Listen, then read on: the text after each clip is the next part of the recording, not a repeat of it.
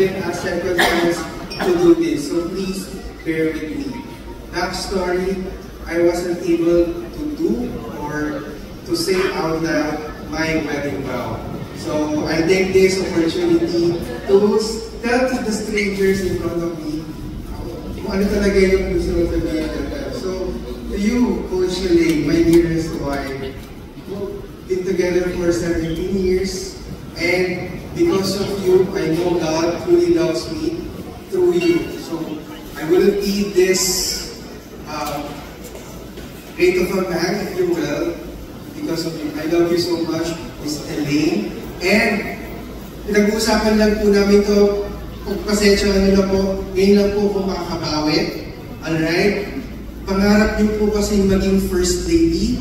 So technically, Coach Elaine, you are the First Lady of the New Manila Centris chapter. Tayo, let's give her a round of alright. Yes, nakatulog ako sa kama.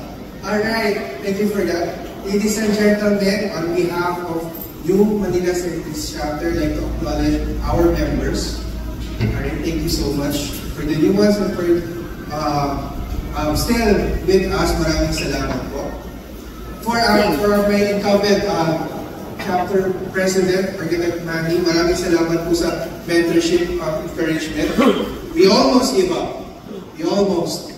But because of his encouragement, and